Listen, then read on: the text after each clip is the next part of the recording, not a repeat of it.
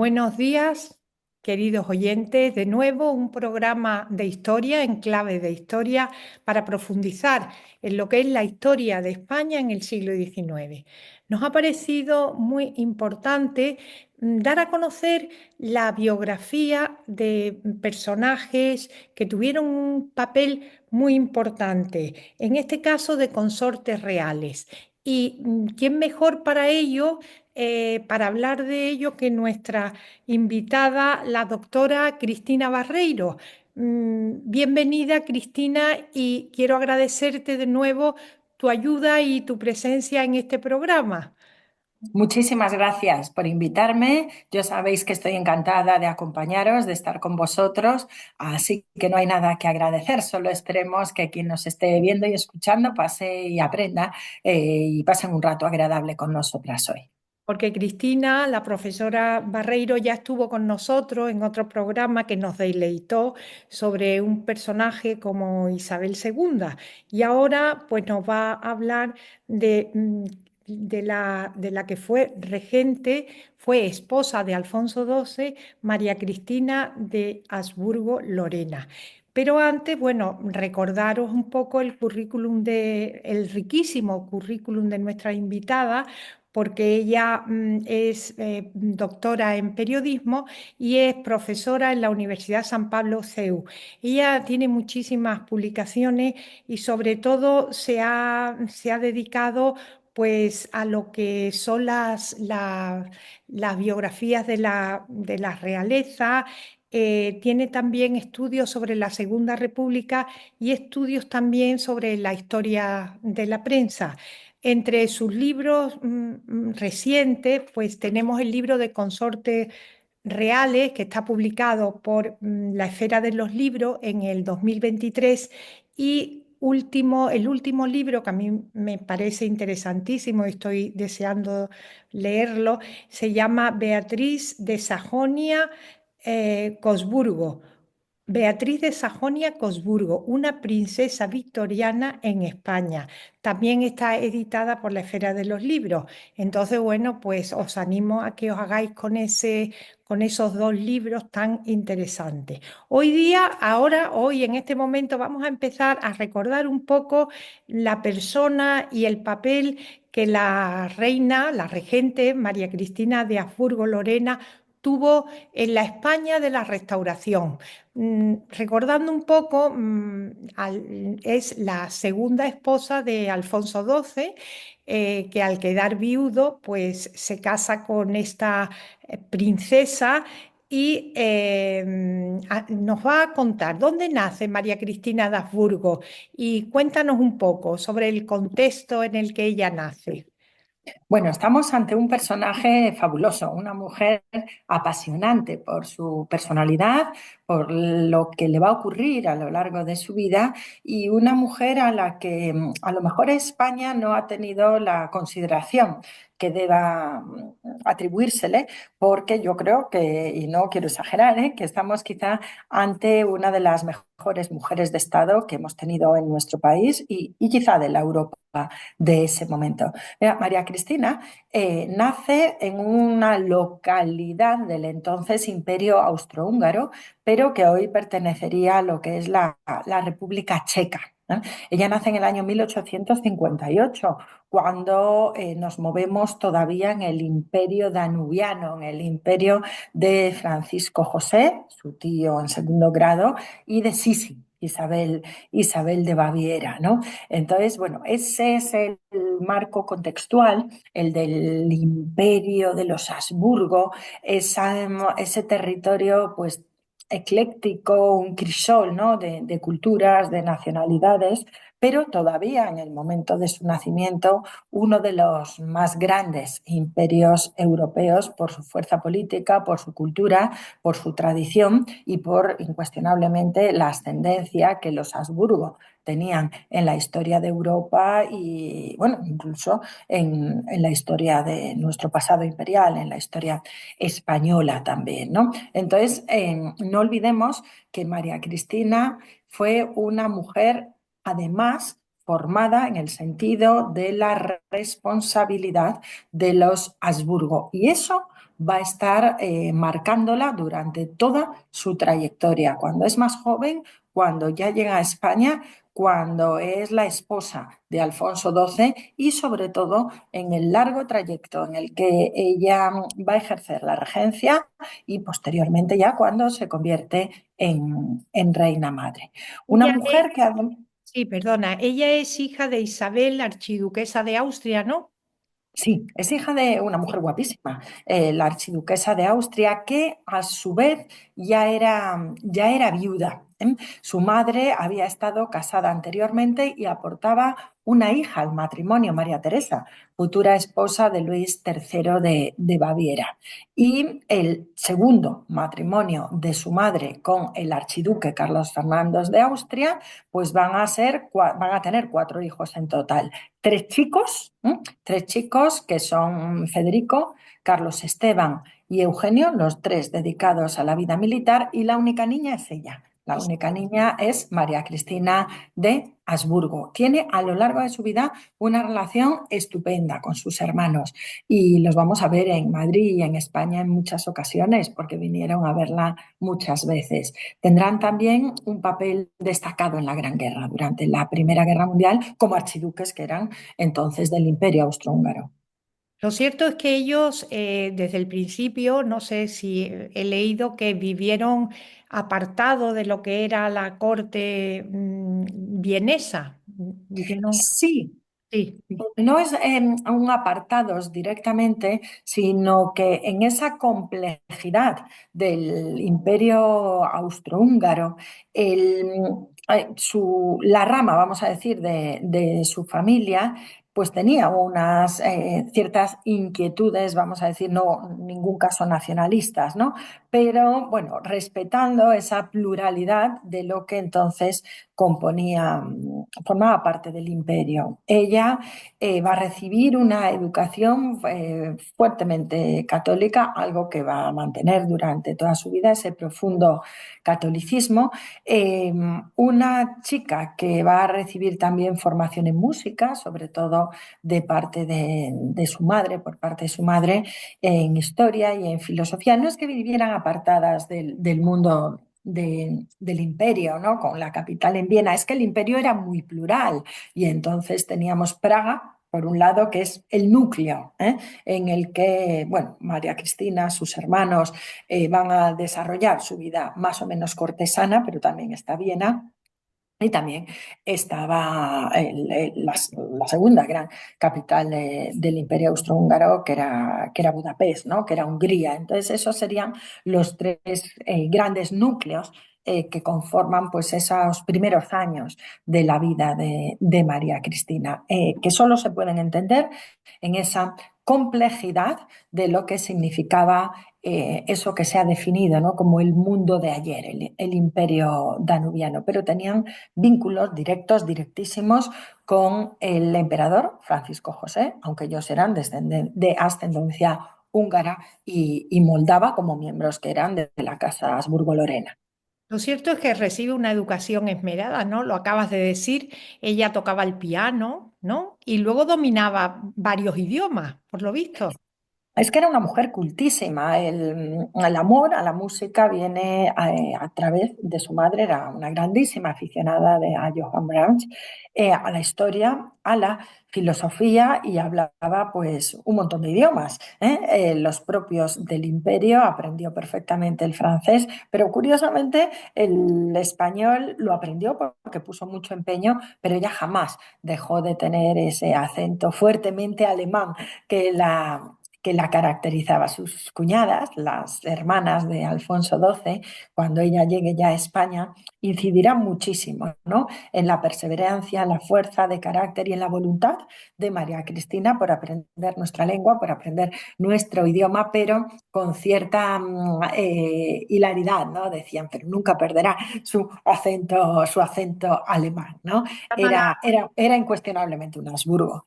sí, llama la atención que sabía italiano, francés, inglés, ¿no? Que el dominio de esos idiomas en esa época se nota que esa educación esmerada, siendo la única chica, ¿no? de la familia. La única hermana, La bueno, la única única hermana de padre y de madre, porque padre y madre, tenía esa efectivamente. hermana de madre también, ¿no? Pero sí, sí, su madre, una mujer que se empeñó muchísimo en que recibiese esta extraordinaria formación que la acompañó durante toda su vida, ¿no? Además es que ella se queda sin padre cuando ella era pequeña, tenía 15, 16 años, bueno, era pequeña, era jovencita, ¿no? Su padre había servido como general en Silesia, entonces la familia, su madre y sus hermanos van a quedar bajo la protección del archiduque Alberto de Austria-Teschen, que era otra rama de la familia, que había sido antiguo gobernador de Hungría y que se le conocía por haber sido un héroe en la batalla austriaca de Custoza durante, bueno, pues esa etapa de la historia de Europa, de las unificaciones, de los enfrentamientos de austriacos con lombardos, bueno, en ese marco contextual es donde podemos encontrar la primera juventud de María Cristina de Habsburgo. Muy bien, estamos a principios de la Restauración. Y bueno, y el rey Alfonso XII se había casado con su prima hermana, María de las Mercedes, pero María de las Mercedes pues enferma y muere muy pronto tras la boda.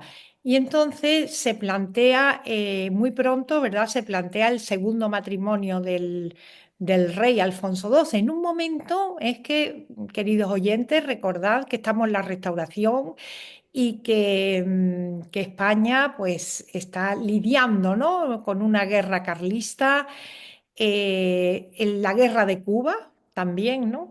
Y está en pleno trauma, ¿no? En plena guerra civil y en plena guerra en las colonias, en Cuba, la guerra de los 10 años.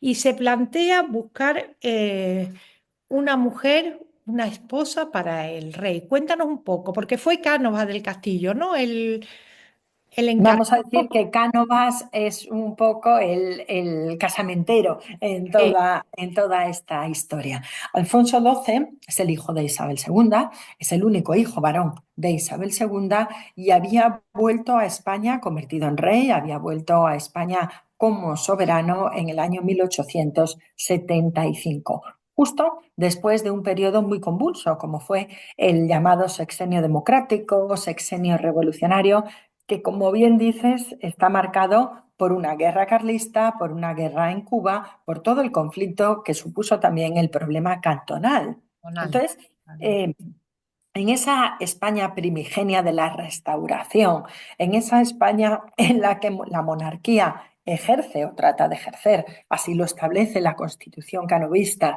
del año 76, esa función como de tutela, ¿no? De moderadora de los poderes políticos, el papel de la corona seguía siendo importantísimo, ¿no? La restauración, que es ese modelo político ideado por Antonio Cánovas, lo que buscaba era la estabilidad para España después de muchísimos años de revoluciones, de pronunciamientos. Entonces, considera Cánovas, muy admirador del parlamentarismo británico, que España lo que necesita es un sistema de turnismo, de alternancia pacífica entre dos grandes partidos políticos. Luego, si queréis, hablamos un poco más de eso. Pero es que Alfonso XII se había enamorado de su prima, la reina Mercedes, era hija de la infanta Luisa Fernanda y del conspicuo duque de Montpensier,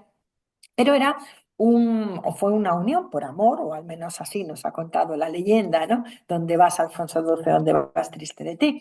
Pero ese matrimonio duró muy poco, y están apenas unos años, unos meses, que unos años, nada, 4 o 5 meses casados en el año 78, pero ella muere a causa de unas fiebres, ¿no? Pero claro, el rey, la monarquía se fundamenta en la continuidad dinástica y Alfonso XII tenía que tener descendencia. Por ello, Cánovas pensó que María Cristina, esta archiduquesa austríaca católica con excelente formación cultural, una Habsburgo, con lo que ello implicaba del sentido, de la responsabilidad del Estado. Podía convertirse en la mejor candidata para él, ¿no? Era una mujer sana, conservadora, recta, era princesa de Hungría, de Bohemia, de Eslovenia, de Croacia, es decir, de todo, ¿no? Hablaba varios idiomas, bueno, era la candidata perfecta, ¿no? Su madre, la archiduquesa Isabel, también maniobró bastante para esta unión.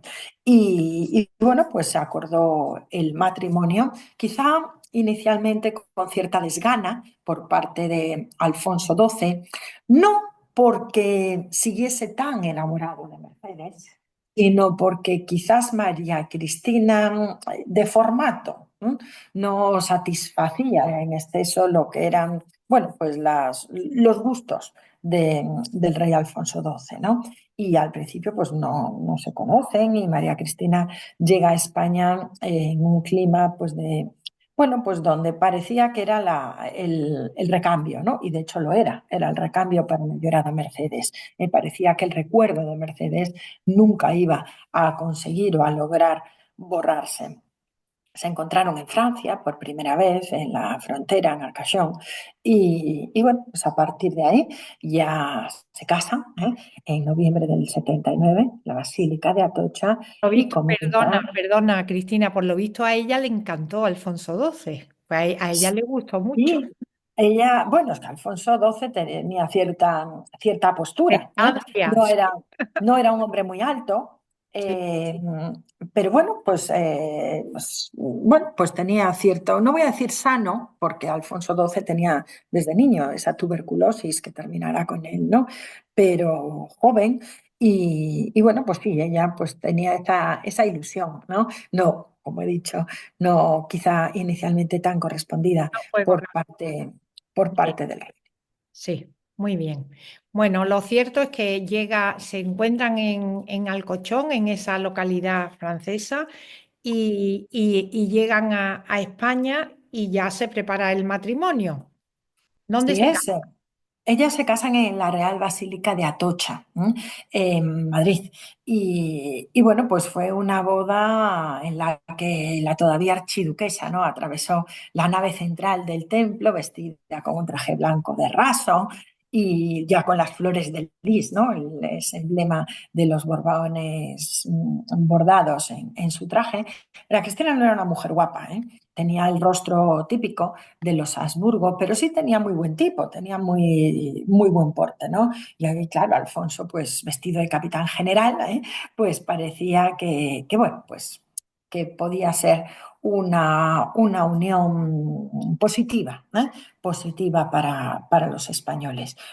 Y bueno, pues empezó su matrimonio y empezó el papel de María Cristina primero como reina consorte en vida de Alfonso.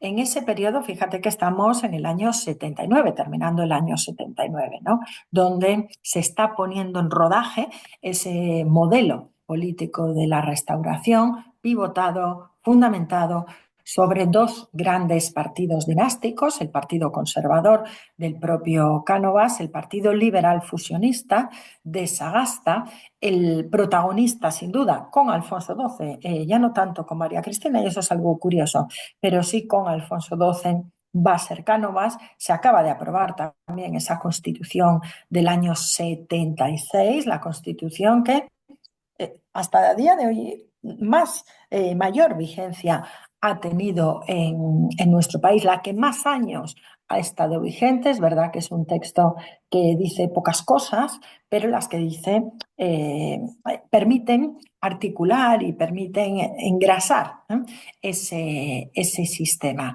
Los temas más espinosos pues, eran quizás la cuestión religiosa, la cuestión del sufragio. Durante el periodo de la Restauración se mantiene inicialmente el sufragio censitario, pero luego ya a partir de los gobiernos de Sagasta, ya con María Cristina como regente, habrá un sufragio universal. Y en ese primer periodo de Alfonso XII pues se consigue poner fin a la guerra carlista, a la guerra de Cuba y por supuesto al periodo cantonal. Inicialmente María Cristina es mujer reina consorte y ella no tenía inicialmente una perspectiva de convertirse en una mujer soberana, en el sentido político del término. Por lo tanto, pasa esos primeros años de matrimonio más dedicada a su familia, adaptándose a la nueva vida cortesana. Contó con el respaldo de su cuñada, la infanta Isabel, de Isabel de Borbón, la popular chata, que ella sí que era inflexible en el cumplimiento del protocolo, igual que lo fue María Cristina, ¿no? Que era una mujer muy seria, muy responsable. En Ella, casa la perdona, conocieron como ella, Cristian. sí, como Crista, sí. Ella, por lo visto, tampoco cayó muy bien al pueblo español, ¿no? Porque era una mujer muy seria, ¿no? Y por lo visto hizo grandes esfuerzos por adaptarse y caer bien. No sé, he leído que le gustaba, se aficionó a los toros, que en el fondo no le gustaban los toros, pero que se aficionó a todas las costumbres de los españoles, a todo el folclore, ¿no? De los españoles. Sí, para mí eso es un signo muy positivo, ¿no? Del esfuerzo por gustar, ¿no? Por caer. Ella hace un esfuerzo enorme por adaptarse a las costumbres, a la realidad de nuestro país, al folclore, a la tradición española. Pero ella tenía un desafío muy grande, que es un poco innato a su personalidad, que en España venía de una corte muy isabelina, ¿no? Muy de festejos, de celebraciones, de grandes bailes en el Palacio Real. Y María Cristina es una mujer muy parca, a pesar de ser un Habsburgo, ¿no? Entonces ella trató de rodearse, vamos a decir, de unas camareras reales, en el sentido de lo que eso significa, que es un gran honor para el mundo dinástico y para el mundo de la realeza, este tipo de designaciones, y hacer todo un poco menos liviano, como era en el periodo de Isabel, ¿no? Reforzar la seriedad de la corte española. Pero ella es voluntariosa, es muy trabajadora, muy disciplinada y no solo hace ese esfuerzo enorme por dejar de hablar francés o alemán y empezar a hacerlo en español, sino que, como bien dices, por implicarse en esos gustos, en esa tradición. Montaba muy bien a caballo, también su cuñada Isabel la acompañó, eran muy buenas deportistas y el mundo taurino pues es que es innato a nuestra personalidad y a nuestra tradición. Y ahí no sé si le gustaron o no le gustaron, pero ella hizo un esfuerzo por intentar acercarse a la fiesta nacional. Hay un tema que también he leído, que no sé si es cierto o es producto de las habladurías, no lo sé, que por lo visto lo pasó mal en su matrimonio porque el rey, digamos que era festero en cuestión de tener amantes, ¿no? Y que ella fue muy drástica con sus amantes.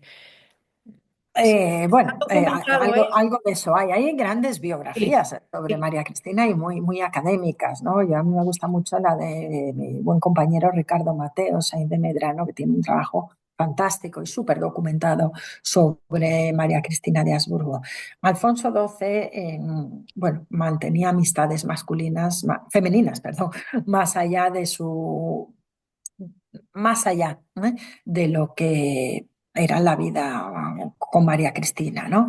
Ahí Pepe Alcañices, el duque de Sexto, bueno, pues era quizá una figura, ¿no? que contribuía a esos amoríos del rey Alfonso XII. Y por ello, claro, lógicamente, María Cristina sufrió, porque María Cristina se enamora de su marido, se enamora del rey Alfonso XII y sufre por ello, ¿no? Sufre por los amores de Alfonso XII con Elena Sanz, sufre, bueno, pues por esas circunstancias de corte humano. Es que cuando hablamos de las dinastías, de la realeza, del mundo cortesano, lo que no podemos dejar de tener presente es que son personas y tienen sus sensibilidades y aunque por encima de todo esté el servicio a España, no dejan de sufrir, sobre todo, bueno, pues cuando son matrimonios que se conciertan, ¿no?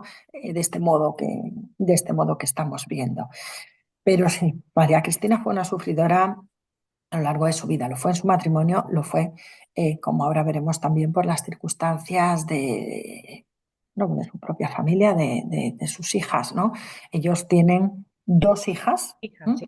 Dos infantas españolas. Mercedes, la primera, que ya, fíjense, el mal gusto, ¿no? Poner el nombre de tu hija del nombre de la primera mujer de tu marido. O sea, era como un homenaje, ¿no? A la reina Mercedes y la infanta María Teresa, ¿no? Y son sus dos primeras hijas, lo cual suponía cierta complicación de cara a poder reabrirse otra vez el conflicto legitimista carlista, restablecido respecto a la existencia o no vigencia en España, pues de esa ley sálica. Esto venía ya de los días de Fernando VII, del año 1833, y, y cuando ella está embarazada en muy poquito tiempo, de nada, 3, 4 meses, es cuando Alfonso XII enferma de tuberculosis, tiene una de esas crisis de tuberculosis, lo llevan al Pardo para ver si en los montes del Pardo mejoraba su salud, pero fallece con ella embarazada.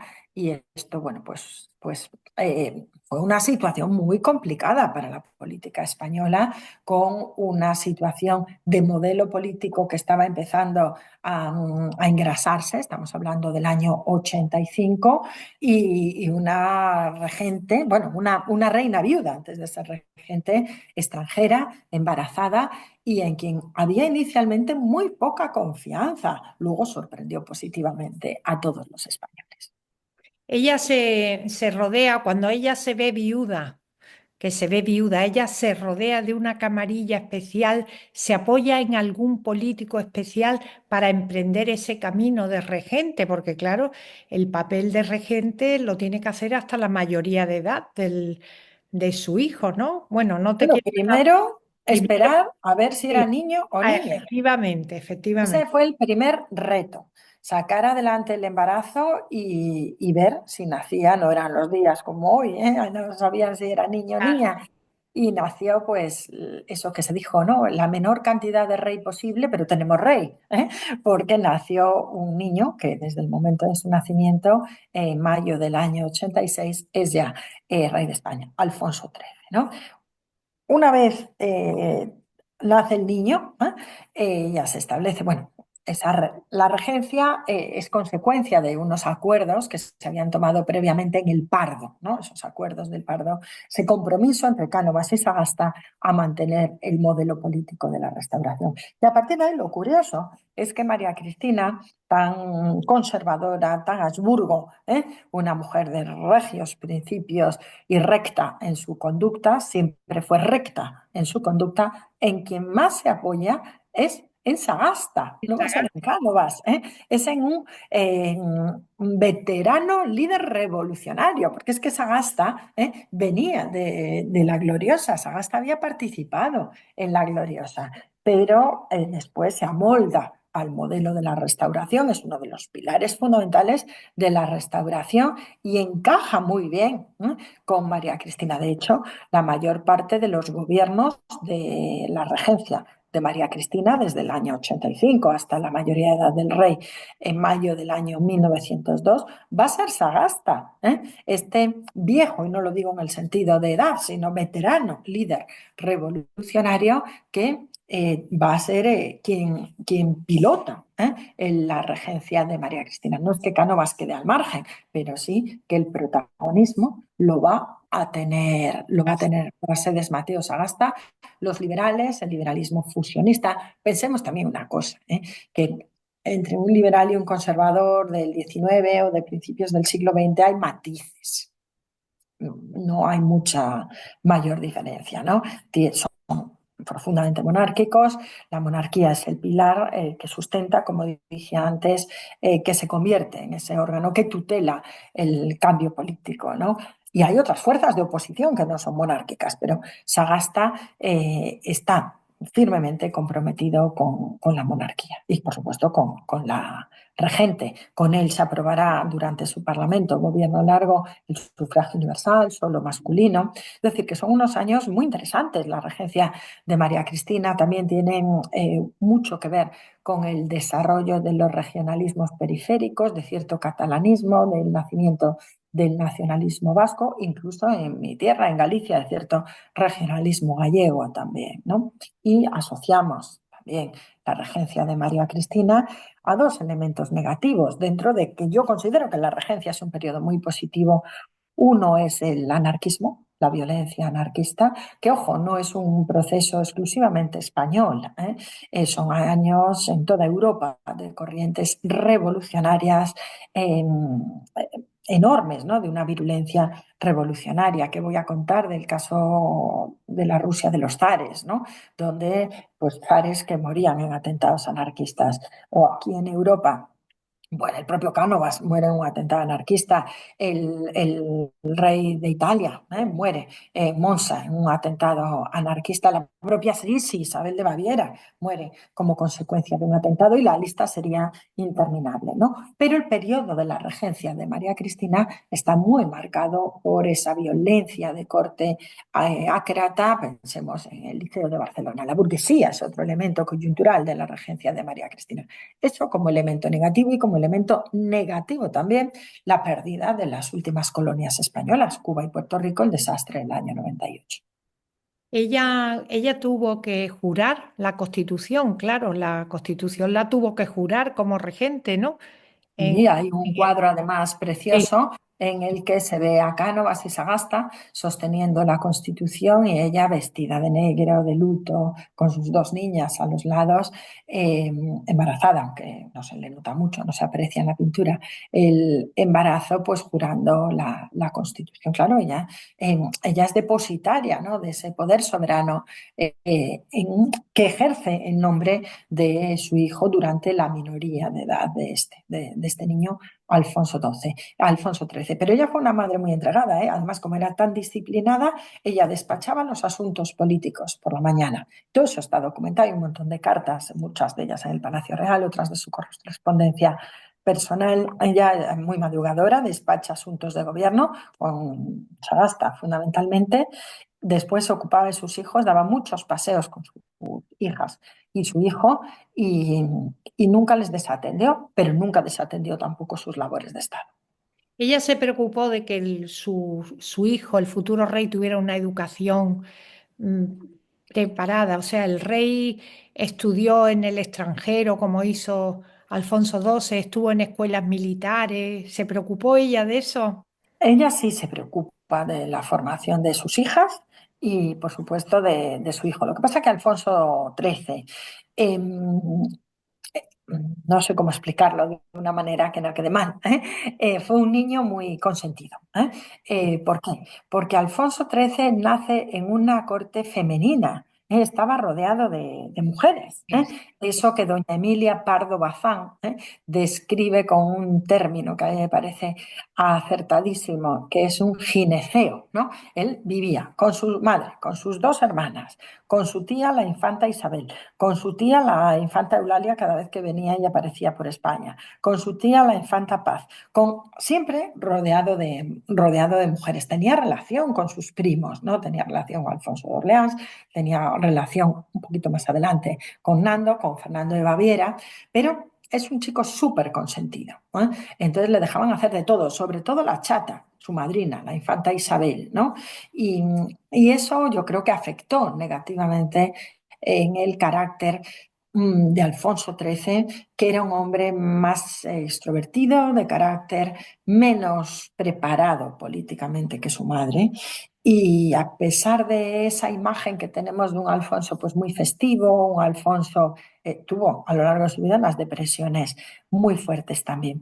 Pero Alfonso adoraba a María Cristina, adoraba a su madre María Cristina y tenía cierta dependencia afectiva de su madre. Y eso, cuando pasaron los años y se quedó sin ella, le causó muchísimo dolor, ¿eh? María Cristina se preocupó mucho de su hijo y cuando su hijo le hizo caso, las cosas funcionaron mejor. Cuando le hizo menos caso, pues empezaron a funcionar un poquito peor, ¿no? Yo creo que Alfonso XIII, a pesar de los esfuerzos de su madre, de la voluntad de su madre, es un producto de las circunstancias que le tocaron, ¿eh? Y esas circunstancias lo focalizaron todo en él. Por lo tanto, quiso eh, sobrepasar las responsabilidades que le confería la Constitución. Su madre nunca las sobrepasó. Su madre respetó escrupulosamente el turno y sus deberes políticos. Y Alfonso XIII, que no fue tampoco, a mi juicio, tan mal rey como la historia nos ha querido vender, pero es verdad que cometió más errores políticos de los que cometió su madre, que yo creo que no le podemos dar el 10 porque el 10 es muy difícil, pero un notable muy alto sí. ¿Y ella qué relación tenía con su suegra, digamos, con Isabel II, que estaba en el exilio, estaba en Francia? Sí. ¿Cómo era la relación? Es que son caracteres muy distintos, no tiene nada que ver María Cristina de Habsburgo, que es una mujer seria, responsable y con un sentido del Estado muy marcado, con una Isabel segunda que era un carácter distinto, una mujer que no era tonta, que era muy intuitiva. Pero Isabel II, bueno, parte la diferencia de edad, que lógicamente Isabel II es bastante mayor, ¿no? Y ya lleva muchos años en el exilio. No tienen una mala relación, porque además Isabel II era una mujer simpática, muy cariñosa, mucho más que María Cristina, ¿eh? Eh, y lógicamente, Isabel II, pues quería que su nieto, Alfonso XIII, fuera rey. Por lo tanto, la primera interesada en respaldar y refrendar a María Cristina es su suegra. Pero son caracteres muy distintos. La corte de Isabel II, ella vivía ya en París, en el Palacio Basilevsky, pero venía de vez en cuando a Madrid y chocaba, cuestionablemente. Tiene que chocar con Sí. María Cristina. Y ella fue una reina viajera, porque Isabel II sí que hemos visto que fue, Sí, viajaba sí, por no, España. más viajera María Cristina que Isabel. Isabel, cuando fue reina, hizo una visita de Estado a Portugal. Isabel, cuando empieza a viajar, es ya cuando está en el exilio. Pero claro, Isabel se va al exilio muy joven, se va al exilio con 37 años. María Cristina era muy Habsburgo, es que estaba muy unida a sus hermanos, ¿eh? Y Alfonso XIII está muy unido a sus primos Habsburgo, a los hijos de los hermanos de María Cristina y a sus primas también, ¿eh? Y iban muchísimas veces a Viena, muchísimas veces a República Checa, bueno, entonces Praga, y visitaban toda Europa. María Cristina viajó mucho, ¿eh? Viajó muchísimo bueno, la Por España, encontramos por España por y por España Europa viajó. también. Sí, él le gustaba muchísimo San Sebastián. Ella pasaba largas temporadas también en San Sebastián. Era como su feudo, igual que el feudo de su nuera, de la reina Victoria Eugenia, será Santander, ¿eh? Porque también son dos personalidades que les va a costar encajar una en la otra y la otra en la una, ¿no? A María Cristina Habsburgo le gustaba dar esos paseos por San Sebastián y bueno, pues era quizá su lugar preferido y favorito de España. Se hizo construir un palacio, ¿no? En San Sebastián. Mm. Sí, un palacio que disfrutaron durante muchísimos años como lugar de esparcimiento, de ocio y de veraneo. Primero iban a Yete, pero después ya bueno, a su propia residencia. Recibió muchas visitas, recibió a muchas visitas institucionales, familiares también. A Beatriz de Sajonia-Coburgo, la prima de Victoria Eugenia en el año 9, bueno, un poquito antes, en el año 6 y en el fondo ya seguía teniendo María Cristina su peso en la vida institucional, en la corte y sus decisiones marcaban el ritmo político. Fue una gran reina constitucional. Muchos historiadores consideran que fue la gran reina constitucional de Europa. Y a mí me gustaría saber si hay algún momento dentro de su vida, de su biografía, algún momento de actuación como regente constitucional que nos llame la atención, o tuvo muchos momentos. Hubo, Toda su regencia es sensata. es sensato. Eh, ella asume, pues cuando se queda viuda, estamos hablando del año 85, y lo va a ser hasta el año 2, ¿no? Pero yo destacaría pues, algunos momentos conflictivos. Por ejemplo, la polémica en torno al sufragio. ¿eh? Y finalmente se aprobó el sufragio universal masculino. Incido también en el tema de las violencias, la inestabilidad social, que es un elemento clave y marcado de ese periodo en el que el anarquismo es muy fuerte, pero por otro lado se está desarrollando también un joven y pequeño todavía movimiento socialista en España, el Partido Socialista, con el periódico El Socialista, las llamadas Casas del Pueblo. Y sobre todo el año 95, que es cuando comienza la guerra de Cuba. Primero una guerra eh, contra frente los independentistas cubanos, pero a partir del año 98 ya con la intervención en febrero de los Estados Unidos, consecuencia del hundimiento del Maine, ese acorazado que explosiona y los americanos echan la culpa a los españoles y a partir de ahí una derrota muy rápida para, para la corona, para España y en consecuencia la independencia de Cuba, ¿no? Yo creo que siendo una buena, como bien dices, reina constitucional, tiene como la sombra de que con ella se pierde los últimos restos del imperio colonial español, lo que fueron Cuba, las Filipinas también, que entrarían en ese pack, y Puerto Rico, ¿no?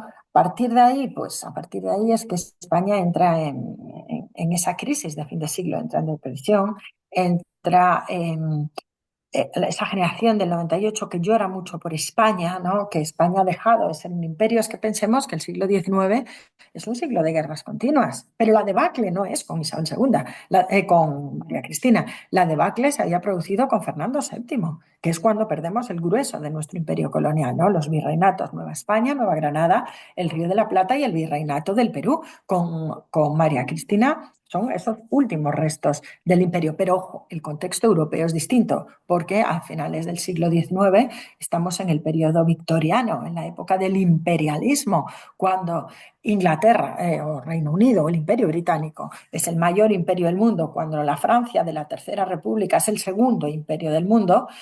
España, que había sido el gran imperio, deja de ser un imperio, y se coloca en el vagón de cola de Europa, ¿no? Luego sí tendremos el protectorado de Marruecos, pero eso es como el premio de consolación, ¿no? Y eso es quizás lo que más puede ensombrecer la regencia de María Cristina. Lo cierto es que ella tuvo que sobrevive a sus dos hijas porque sus hijas fallecen de parto, parece ser, ¿no? Mueren de parto y tuvo que ser tremendo, ¿no? Siempre Pues que ella ve morir a a sus sus dos dos hijas. hijas bastante jovencitas, porque una tenía 20 y poco y la otra pues más o menos, ¿no? Entonces, bueno, pues ese dolor por la muerte de sus hijas pues tiene que ser tremendo, ¿no? Ella fue una abuela muy cariñosa, ¿eh? Eh, Se ocupó muchísimo de sus nietos, y de sus nietos, bueno, y de sus nietas, ¿no? Eh, y está un montón con ellos, está un montón con ellos. Primero, cuando se queda sin su hija Mercedes en el año 1904, dejaba un viudo y tres hijos, viudo Nino, Carlos de Borbón, y después la muerte de su segunda hija, ¿no? María Teresa, que la había apoyado tanto cuando se había quedado viuda, cuando se había muerto su Bueno, hija mayor, ¿no? Es una vida en ese sentido de mucho sufrimiento. Pero ella fue una abuela muy entregada a sus nietos. De hecho, organizó la boda la última boda antes de la proclamación de la República, la última boda real que se celebró en el Palacio Real fue de una de sus nietas, y ella, la infanta Isabel Alfonsa, y ella la organizó, bueno, entregada, ¿no? A ello. Ella asistió a la crisis del régimen de la Restauración, pero muere antes, ¿no? Muere con 70 años, por lo visto, antes Claro. de que se acabe la monarquía, ¿no? O Ella cómo. muere en el año 29. Vamos a ver, Exacto, aquí hay, exacto. ya ve el reinado de su hijo, por supuesto, Alfonso XIII, dentro del modelo político de la Restauración, hasta hasta la dictadura de Primo de Rivera, hasta septiembre del año 1923, ¿no? María Cristina asesoró y aconsejó mucho a su hijo Alfonso XIII. Y hay una curiosidad, que es que María Cristina no estaba del todo convencida de la conveniencia de que Alfonso XIII respaldase la dictadura de Miguel Primo de Rivera, como así hace en septiembre del año 23, ¿no? Ella de alguna manera tiene cierta sospecha de que el respaldo que el rey pueda dar a la dictadura al final se lleve por delante la monarquía, que en el fondo es lo que pasó, lo cual no significa que en ese momento el régimen y la dictadura de Primo de Rivera no fuesen una solución para los problemas que tenía España, ¿no? Pensemos que durante la dictadura de Primo de Rivera se pone fin al problema del RIF, al problema de la guerra del RIF, lo que había supuesto anual había sido desastroso, ¿no? Bueno, pues se aborda la operación del desembarco de Alhucemas, de la que ahora celebramos su centenario, ¿no? Y a partir de ahí comienza a pacificarse el desorden público, pues también durante la dictadura de alguna manera consigue frenarse. Hay desarrollo industrial, hay una situación económica pues más favorable, es el periodo pues de los años 20, ¿no? Pero políticamente la dictadura no es capaz de institucionalizarse, no es capaz de crear un modelo alternativo al existente sin dejar de ser provisional, ¿no? Entonces, al final, eso va a suponer el desprestigio de la monarquía. Ya lo dirá Ortega en ese artículo de Lenda ex monarquia publicado en El Sol. Hay que destruir la monarquía, que tanto daño terminará haciendo finalmente. Pero afortunadamente, María Cristina no llega a ver ello esto porque muere un poco antes, muere en el año 29 y además fue una muerte muy dulce. Ya esa noche vio una película con sus nietos en el Palacio Real, tenía un cinematógrafo y se fue a acostar y se acostó y ya no se le, vamos, ya falleció, ¿no? Y bueno, Alfonso, como he dicho antes, quedó destrozado por la muerte de su madre, porque le había marcado mucho y para Alfonso una, fue una gran pérdida, gran pérdida. Hay otro tema curioso que es la relación que María Cristina va a tener con su nuera, con la reina María Cristina Ah, bueno, Victoria Eugenia de Battenberg. sí. ¿Y qué tal se llevaba con ella? Bueno, pues pese a lo que muchas veces nos han contado, no fue una relación mala en lo afectivo. Lo que pasa ocurre como con Isabel II, que son caracteres distintos. Y además, en el caso de nuera y suegra, están condicionadas por la Gran Guerra, por la Primera Guerra Mundial. Pensemos que María Cristina es un Habsburgo. Sus hermanos están al frente, uno de ellos de la Armada austrohúngara, y se siente partidaria de los imperios centrales, ¿no? Mientras que Victoria Eugenia, pues es inglesa, es en ese momento sobrina del rey Jorge V y tiene un hermano que muere en el comienzo de la guerra en el frente francés y lógicamente simpatiza con la entente, ¿no? Ahí fue muy determinante y muy positiva, ¿eh? Ahora mi compañero Zoran Petrovich ya está escribiendo y trabajando el papel asistencial de Alfonso XIII durante la Primera Guerra Mundial y es algo que hay que poner en valor, ¿no? Esa oficina pro cautivo, ese apoyo que dio el rey Alfonso XIII a unos y a otros durante la Primera Guerra Mundial y en el que estoy convencida que María Cristina y Victoria Eugenia se entendieron porque lo que se trataba era de humanitarismo, ¿no? En esa guerra tan devastadora como fue la Gran Guerra, como fue la Primera Guerra Mundial, la guerra de trincheras, el final, ¿no? De una época, una guerra que minó generaciones enteras de jóvenes europeos. Bueno, lo que importaba era demostrar que España y la corona, sobre todo, estaban ahí para cumplir, como así hicieron con el apoyo y la labor asistencial a soldados, familias de soldados desaparecidos, utilizando la vía diplomática y los lazos familiares de Alfonso XIII, que incuestionablemente pasaban por María Cristina. Pues yo, si quieres añadir algo más, ya tenemos el tiempo ya que hemos llegado. Yo solo animo a quien nos Sí. esté viendo a conocer, a descubrir a María Cristina, porque es un personaje fascinante. El conde de Romanones, don Álvaro de Figueroa, escribió también una biografía estupenda sobre María Cristina de Habsburgo y Lorena, ¿no? Madre de Alfonso XIII, regente de España, y yo creo que aquí los españoles, bueno, pues debemos, un sentido del Estado, de la responsabilidad y una mujer, bueno, que sin ser española hizo todo lo que pudo por cumplir la función que la historia le Una, había dejado como madre del rey, como regente en los años que lo fue. una gran mujer, una gran madre de familia, una gran esposa y una gran reina constitucional. Y entonces, bueno, quiero agradecerte una vez más la espléndida lección magistral que nos has dado y sobre todo darnos a conocer esta biografía, esta personalidad tan importante, tan atrayente, ¿verdad? Que es la de la reina regente, María Cristina de Habsburgo. Yo, queridos amigos, os animo a que leáis pues, el libro de nuestra invitada, que se llama Consortes Reales, que está publicado en la Esfera de los Libros, y el último libro que ha escrito, que es Beatriz de Sajonia-Coburgo, una princesa victoriana en España, también de la edición de Esfera de los Libros. Pues nada, muchísimas gracias, querida Cristina, y Muchísimas gracias a vosotros. te agradezco muchísimo esta maravillosa lección magistral que yo he disfrutado muchísimo.